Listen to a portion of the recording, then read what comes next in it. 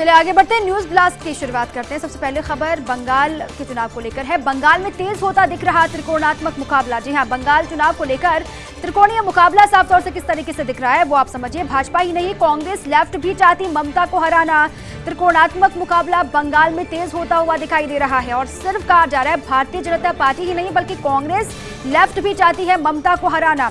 हालांकि वर्ष 2016 में भी ऐसा हुआ था मुकाबला, तब टीएमसी ने जीती रिकॉर्ड 211 सीटें। 2016 में भी ऐसा ही हुआ था बंगाल में, लेकिन तब टीएमसी ने बाजी मार ली थी। रिकॉर्ड 211 सीटें टीएमसी ने जीती थी। और पहली नजर में कांग्रेस लेफ्ट गठबंधन से सीधे भाजपा को होगा फायदा। कहा यह भी जा रहा है कि प्राथमिक तौर पर पहली नजर में कांग्रेस लेफ्ट गठबंधन से अगर किसी को फायदा होगा तो वो सिर्फ सबसे ज्यादा फायदा भाजपा को ही होगा।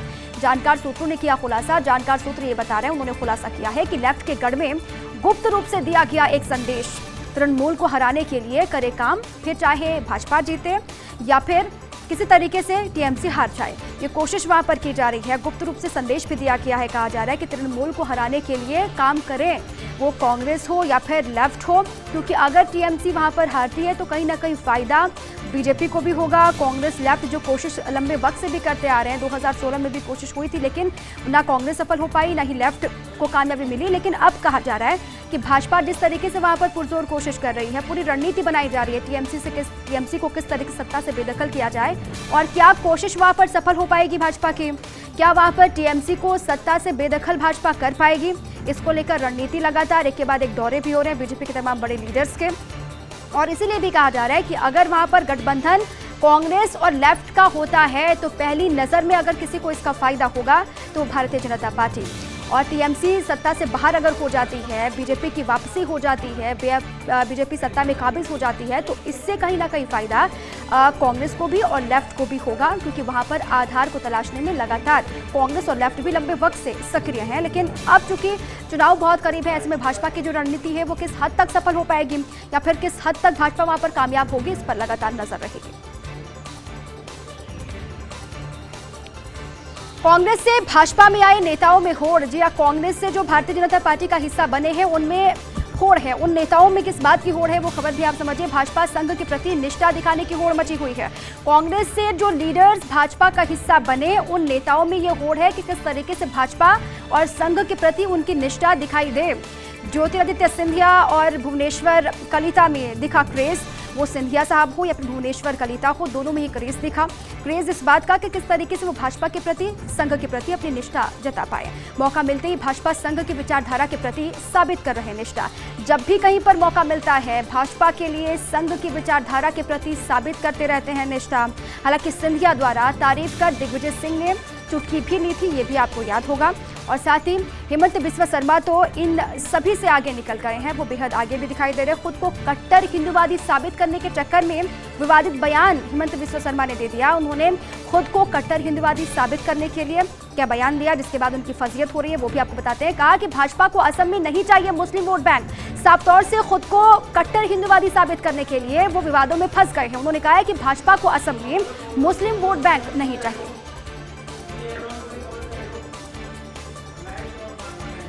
उत्तराखंड के जोशीमठ में बड़ा एवलॉन्च। जोशीमठ में ग्लेशियर गिरने से बांध टूटा, ये बड़ी जानकारी। उत्तराखंड के ग्लेशियर गिरने से उत्तराखंड में बड़ा हादसा हो गया। जोशीमठ में एवलॉन्च, जोशीमठ में ग्लेशियर गिरने से बांध टूटा है। बांध के पास 200 से 250 लोग कर रहे थे काम। ये बड़ी जानकारी है कि इस बांध के पास जो टूटा है वहां पर 200 से 250 लोग काम कर रहे थे। पानी के तेज बहाव में कई लोगों के बहने की खबर मिल रही है, वहां से लाइव तस्वीरें भी आ रही है, वो आप तक हम पहुंचा रहे हैं। जोशीमठ में ग्लेशियर गिरने से बांध टूटा और जिसके बाद 200 से 250 लोग वहां पर काम कर रहे थे, ये बड़ी जानकारी है। और पानी के तेज बहाव में कई लोगों के बहने की खबर भी वहां से मिल रही है। उत्तराखंड के जोशीमठ से बड़ी जानकारी है लॉन्च वहां पर। और ग्लेशियर टूटने की वजह से कई घरों को नुकसान भी हुआ है, ये कहा जा रहा है।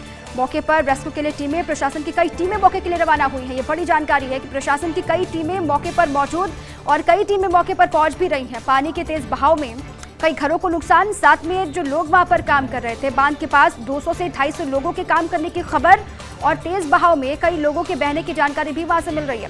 ग्लेशियर टूटने से कई घरों को भी नुकसान हुआ है। प्रशासन की कई टीमें मौके के लिए रवाना हुई हैं। चमोली से लेकर हरिद्वार तक हर जिले में अलर्ट कर दिया गया। चमोली से लेकर हरिद्वार तक हर जिले को अलर्ट मोड पर रहने के लिए कहा गया है। बड़े स्तर पर नुकसान की खबर है। कहा जा रहा है कि बड़े स्तर पर नुकसान हुआ है या फिर आगे हो सकता है, इसलिए सभी को अलर्ट मोड पर रहने के लिए कह दिया गया। ऋषि गंगा पावर प्रोजेक्ट को भी बड़ा नुकसान इस बांध के टूटने के बाद हो सकता है, ये जानकारी वहां से और लाइव तस्वीरें भी लगातार वहां से सामने आ रही हैं। आसपास के जिलों को अलर्ट मोड पर कह दिया गया है। सभी प्रशासनिक अधिकारियों को भी कह दिया गया कि अलर्ट मोड पर आप आ जाएं, क्योंकि बड़ा नुकसान इससे हो सकता है। 200 से 250 लोगों के बहने की खबर भी वहां से मिल रही है, क्योंकि पानी का तेज बहाव और बहाव में अगर इतने लोग बहे हैं तो रेस्क्यू के लिए क्या इंतजाम वहां पर किए गए हैं, इसको लेकर क्या जानकारी है वो भी डिटेल्स लगातार आप तक पहुंचाने की हम कोशिश कर रहे हैं।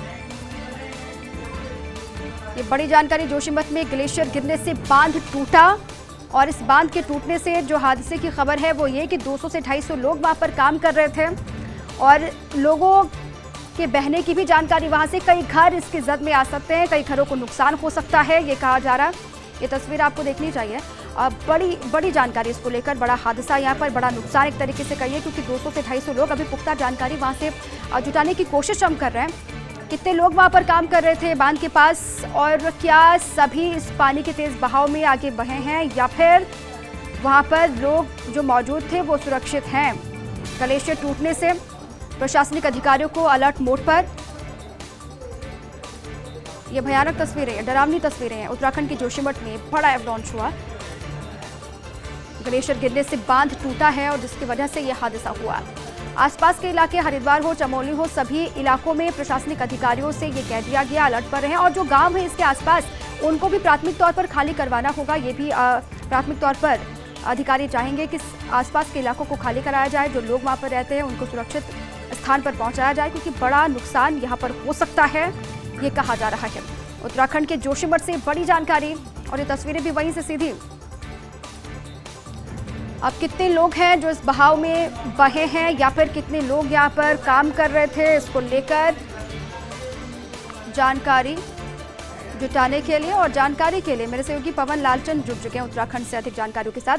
पवन, सबसे पहले अपडेट आप दे, क्या हुआ था वहां पर, क्या जानकारी है? 200 से 250 लोगों की बहने की खबर, क्या पुख्ता जानकारी है इस वक्त? जिस तरह से दीपा आपने कहा लोगों के बहने की, ये अभी खबर कंफर्म कहीं पे नहीं होती है, लेकिन जो जानकारी आई कि जोशीमठ, चमोली जिले में जोशीमठ से 20 किलोमीटर आगे रेणी नामक एक गांव, रेणी नामक जगह है, वहां से लगभग 4 किलोमीटर की दूरी पर पैंग नामक एक गांव है, वहां ग्लेशियर फटने की खबर आई है और जिसके बाद धौली नदी है उसमें बाढ़ आ गई है और ये कहा जा रहा है कि इससे काफी नुकसान हुआ है और हरिद्वार जिले तक को अलर्ट इसमें किया गया है। बहुत ज्यादा पानी इसमें बह करके आ रहा है, जो तस्वीरों में आप देख रहे हैं।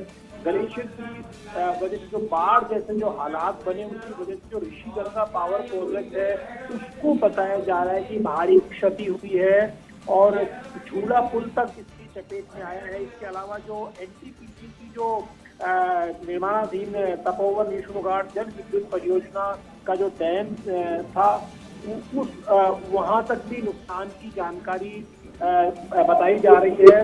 प्रशासन ने, चमोली जिला प्रशासन ने अलकनंदा नदी और धौली नदी के किनारे रहने वाले लोगों को अलर्ट किया है और लोगों को नदी के किनारों से हटने के लिए भी कहा जा रहा है। उसके अलावा हरिद्वार तक अलर्ट बताया जा रहा है, लेकिन क्योंकि ये सब प्राथमिक जानकारी है, अपने स्तर पर मुख्यमंत्री जिला अधिकारियों के संपर्क में इस क्षेत्र के तमाम जिलों के और जानकारी जुटाई जा रही है, लेकिन अभी पुख्ता तौर पर इसके नुकसान का आकलन नहीं लगाया जा सकता है कि कितना नुकसान हुआ है, लेकिन ये जरूर है आपने कहा कि नुकसान की अभी तक कोई पुख्ता जानकारी है नहीं। जो पानी जहां से होकर निकल रहा है वहां पर आसपास के इलाकों को किस तरीके से खाली कराया जाएगा या फिर प्रशासनिक स्तर पर क्या तैयारी अभी की गई है? कोई अधिकारी वहां पर या फिर आपसे किसी की बातचीत हो पाई हो अभी तक रेस्क्यू को लेकर, या फिर किस तरीके से रेस्क्यू भी किया जाएगा, क्योंकि स्थिति भयानक है? निश्चित तौर पर स्थिति भयानक है, क्योंकि चमोली जिले से लेकर हरिद्वार जिले तक तमाम जो जिलाधिकारी हैं उन्होंने अपने स्तर पर अलर्ट एक तरह से किया है। जो स्थानीय नदी के किनारे की जो बस्तियां हैं, जो लोगों की रिहाइश है, उनको कहा जा रहा है कि पुलिस लाउड स्पीकर के जरिए सोशल मीडिया के जरिए और विभिन्न माध्यमों के जरिए खाली कराया जा रहा है। प्रयाग में अलकनंदा नदी के किनारे जो लोग बसे हैं उनको खाली कराया जा रहा है। काफी तादाद में लोगों को खाली भी करा लिया गया है। उसके अलावा टिहरी के जो अपर जिलाधिकारी हैं शिव चरण द्विवेदी, उनकी से जानकारी मिली है कि धौली नदी में जो बाढ़ के हालात है इसलिए वहां स्थानीय स्तर पर जो भी नदी के किनारे की रिहाइश है उनको खाली किया जा रहा है। ऋषिकेश में अलर्ट है। ऋषिकेश में जो नदी के किनारे जो लोग बसे उनको हटाया जा रहा है। हरिद्वार प्रशासन तक है, क्योंकि ऋषिकेश में आप जानते हैं बड़ी तादाद में बोट संचालन भी होता है, राफ्टिंग का काम भी होता है, तो वहां से भी लोगों को हटाने की प्रशासन ने इस तरह से हिदायत दी है। श्रीनगर जल विद्युत परियोजना को का जो झील का पानी है उसका जल स्तर कम करने के निर्देश दिए गए, ताकि पीछे से जो बहुत ज्यादा पानी आ रहा है तो पहले से ही जो श्रीनगर में जो हाइड्रो पावर प्रोजेक्ट है उसके लिए जो झील बनाई गई है उसके पानी का जल स्तर कम करने के लिए कहा गया, तो वो पानी नीचे की तरफ आएगा। तो जो अलकनंदा में उसके बाद पानी अतिरिक्त पानी छोड़ा जाए तो ऊपर से बड़ी तादाद में जिस तरह ग्लेशियर फटने के बाद जो पानी आ रहा है तो बाढ़ जैसे जो हालात हो रहे हैं उसको लेकर के और जानकारी जो आ रही है चमोली के जो पुलिस अधीक्षक है इसमें उनके हवाले से जानकारी आई कि काफी नुकसान की सूचना है, लेकिन क्योंकि अभी स्थिति पूरी तरह से स्पष्ट नहीं है, कितना जान माल का नुकसान हुआ है, कितना प्रॉपर्टी का नुकसान हुआ है, सब कुछ भी सीधे तौर पर नहीं कहा जा सकता है, लेकिन निश्चित तौर पर ये जरूर प्रशासन कह रहा है कि बड़ा नुकसान हुआ है। पवन, जोशीमठ के रैणी गांव में बताया जा रहा है कि गांव यहीं से नजदीक है और सबसे पहले नुकसान जो हुआ वो गांव को हुआ। गांव में कितनी बड़ी आबादी थी, लोग कितनी बड़ी संख्या में वहां पर रहते थे, उन लोगों का क्या, उसको लेकर कोई जानकारी मिल पाई हो अभी तक?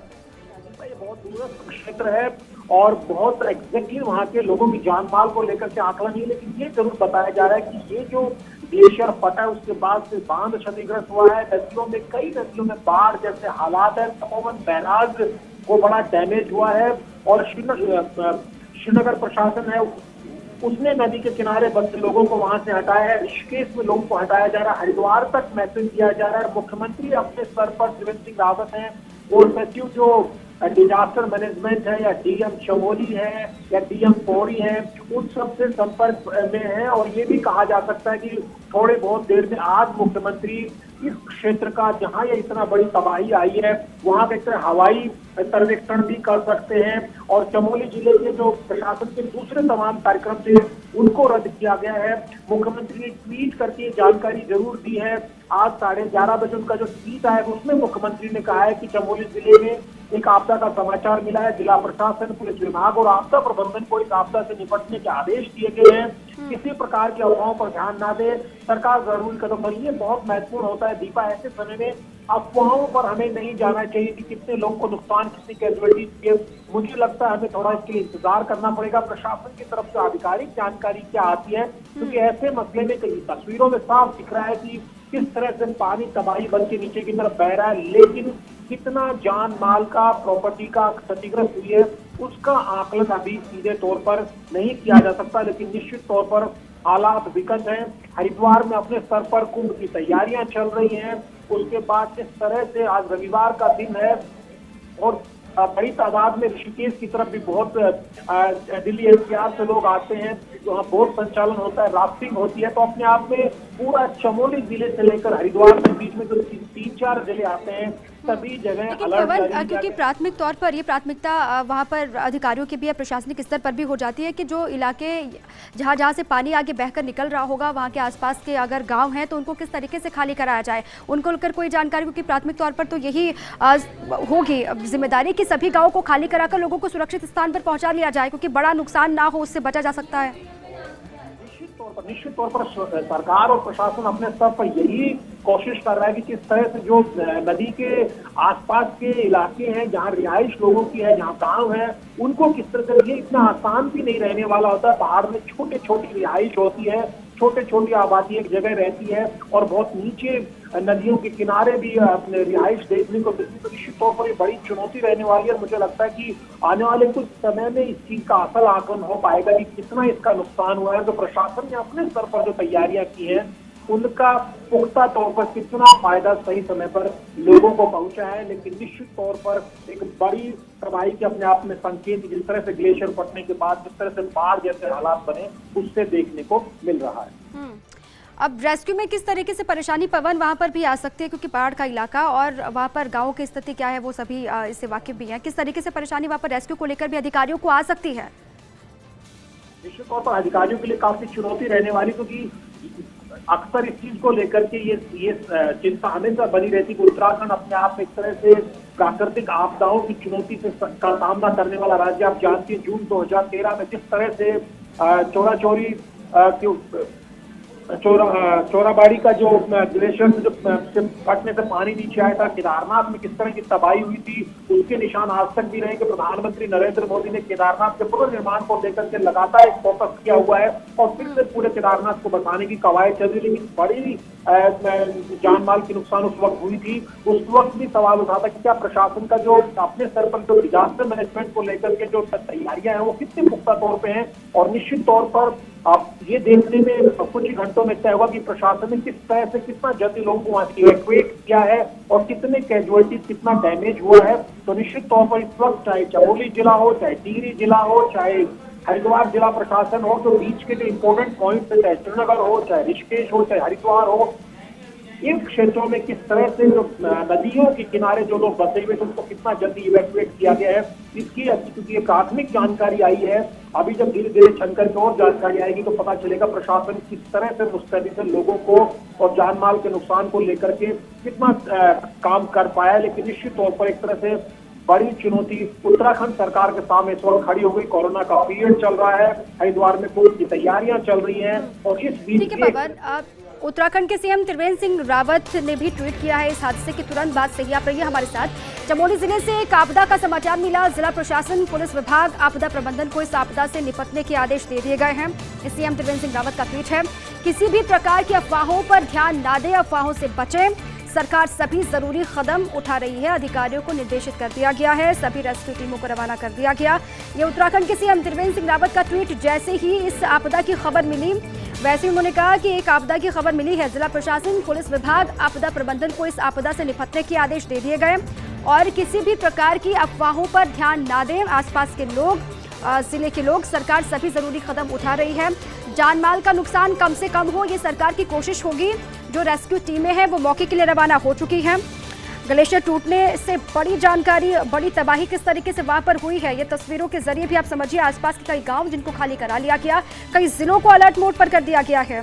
और इस ट्वीट के बाद खुद सीएम त्रिवेंद्र सिंह रावत भी ये कह रहे हैं कि अधिकारी मौके के लिए रवाना हो गए हैं और तुरंत ही रेस्क्यू वहां पर शुरू कर भी दिया गया। किसी भी प्रकार की अगर अफवाहें चलती हैं तो उस पर ध्यान ना दें।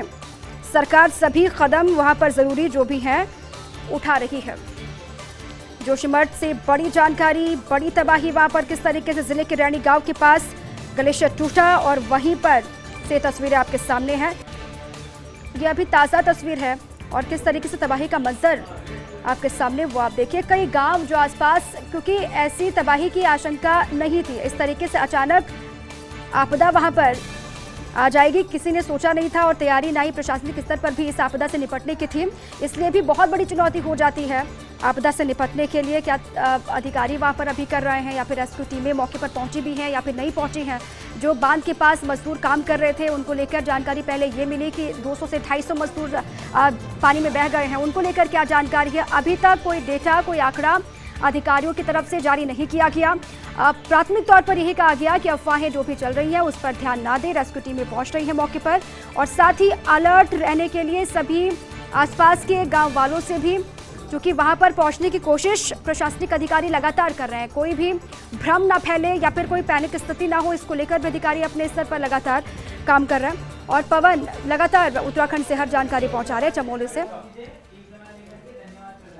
पवन, इस स्थिति से कैसे निपटा जाएगा, ये बहुत बड़ी चुनौती भी है प्रशासन के सामने, क्योंकि इस आपदा के लिए कोई भी तैयार नहीं था। अचानक से इस तरीके से इस वक्त में हो जाएगा, इसलिए भी अपने आप में बहुत बड़ी चुनौती है सरकार के सामने, प्रशासन के सामने भी।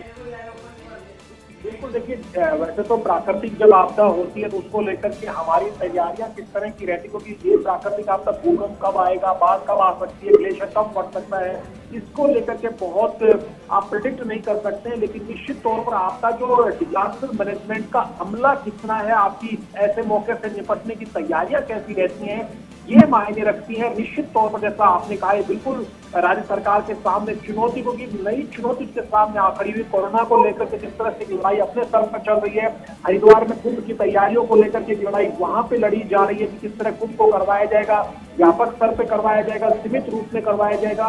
और अब इस तरह से ये ग्लेशियर फटने के बाद से जो बाढ़ जैसे हालात पूरे चमोली से लेकर हरिद्वार के जिले तक रहेंगे, जो नदी के तटीय क्षेत्र के जो रिहायशी है उनके ये संकट कितना रहने वाला है, तो निश्चित तौर पर ये बड़ी चुनौती है। लेकिन सबसे महत्वपूर्ण बात ये, जिस तरह मुख्यमंत्री ने ट्वीट करके कहा है, वैसे एक जिम्मेदार मीडिया के नाते ये हमारी भी अपील है कि आम आदमी को इसमें पैनिक में नहीं आना चाहिए। सही है कि जिस तरह से पानी का सैलाब की जो तस्वीरें दिख रही है वो अपने आप में बहुत खतरनाक संकेत देती हैं और बड़ी तबाही का संकेत देती हैं, लेकिन जब तक कोई आधिकारिक आंकड़ा प्रशासन की तरफ से नहीं आता है, किन्हीं का आकलन उस तरह से, और इस मसले में प्रशासन के ऊपर ही हमारी निर्भरता रहेगी कि प्रशासन क्या आंकड़ा देता है। पवन, जो ये बांध का पानी है वो कहा जा रहा है कि धौली नदी के किनारे किनारे से ही ये बह रहा है, उन किनारों में कितने गांव बसते हैं या फिर वहां पर कितनी बड़ी आबादी रहती है, इसको लेकर कोई जानकारी?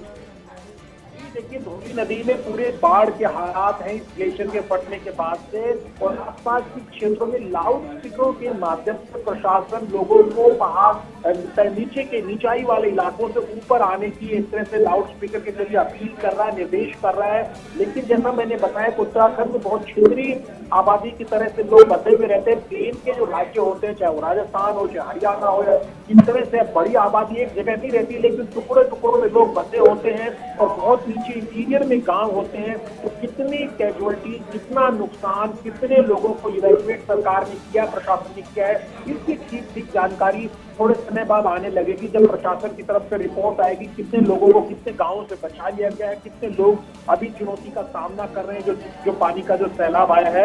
लेकिन निश्चित तौर पर बड़ी चुनौती त्रिवेंद्र सिंह रावत सरकार के सामने। ठीक है पवन, आप लगातार नजर बनाए रखिएगा, कितना नुकसान हुआ है इसको लेकर भी लगातार नजर रहेगी। अधिकारी ये दावा कर रहे हैं कि प्रशासनिक स्तर पर तैयारी पूरी की जा रही है।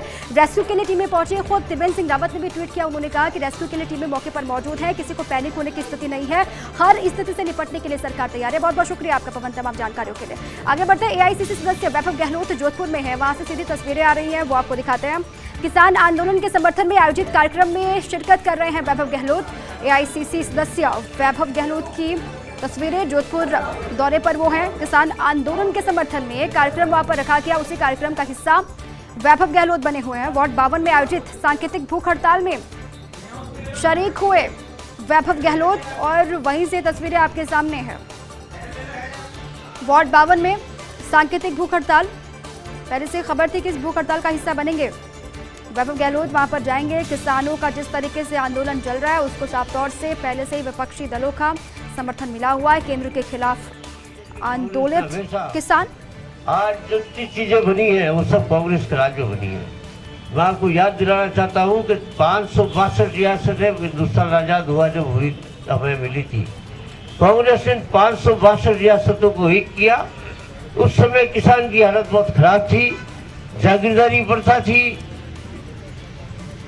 राजाओं का राज था और किसान मात्र मजदूरी करता था। कांग्रेस ही ऐसी पार्टी है जिसने ये कानून लाए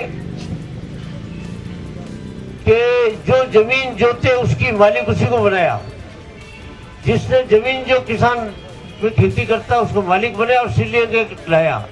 आज अपने पड़ोसी देश पाकिस्तान पे अगर देखें तो 5-5, 10-10 हजार एकड़ के एक फार्म हाउस का मालिक है, क्योंकि वहाँ सिंडिकेट लागू नहीं हुआ, वहाँ कभी डेमोक्रेसी नहीं आ सकती। वहाँ कहते हैं उनको वडेरे जिनके पास जमीन है। हमने कांग्रेस ने इस समय जब धान हमारे यहाँ नहीं था तो अमेरिका से धान हमारे यहाँ पे आता था, जो बुजुर्ग लोग उनको पता होगा, तो अमेरिका में धान देता था और उस धान को जो लेने का काम था वो PL 480 के तहत था, जिसका नाम था PL 480 के तरह कानून के तहत हमें फ्री धान या एक मिलता था जो खाने के लायक नहीं होता था, ओनली हम ट्रांसपोर्टेशन के पैसे देते थे। लेकिन वो ऐसी नीचे थोपने लगे, इंदिरा गांधी ने उसको खत्म किया और हरित क्रांति का नाम से नारा दिया। बड़े बड़े बांध बने, नहरें बनी, ट्यूबवेल बने और किसानों को पूरी मदद की। और आज इतनी मदद कांग्रेस ने की कि ट्यूबवेल से लेके, ट्रैक्टर से लेके, आधुनिक सब साधन से लेकर के, और आज हम 130 करोड़ का पेड़ भी पाल रहे हैं और धान भी निर्यात कर रहे हैं। ये कांग्रेस की देन है। आज इस देन को जो हमारा अन्नदाता है वो अगर कह रहा है कि हमें ये कानून नहीं चाहिए, तो ऐसी क्या आपको गरज है कि आप सीटों के लिए 4